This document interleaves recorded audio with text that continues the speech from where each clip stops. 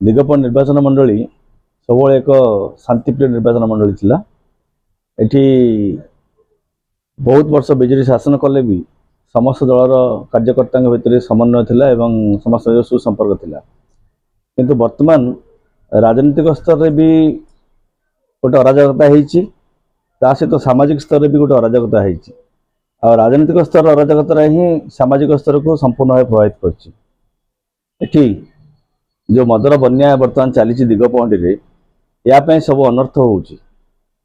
एवं वर्तमान एमती प्रत्येक गाँव में किछि किछि उद्भ्रांत युवक ये मदर प्रभाव रे संपूर्ण बाटबणा हो जाइछन्ति एवं से माने जे कौनसी समय रे जे कौनसी व्यक्ति सहित निजर माने कह गले जो दुष्कर्म किंबा दुर्वृत्त आचरण करने पछुना।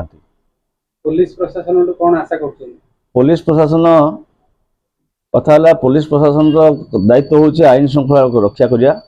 बर्तमान दिगपहंडी जो रास्ता जाइए पुलिस प्रशासन को अधिक सशक्त होगा आवश्यकता अच्छी, अधिक जाग्रत होगा आवश्यकता अच्छी एवं पुलिस प्रशासन निजे निज पटरू एक्स्ट्रा केयरफुल जो कहती एक्स्ट्रा केयरलेस होगा दरकार एवं प्रत्येक जगार जो मैंने उद्भ्रांत युवक अच्छा जो मैंने कि जो युवक गोष्ठी माने आजिका दिन समाज में अराजकता कर निज आड़ इनिशिएटिव नहीं से दृढ़ से दमन करने आवश्यकता रही।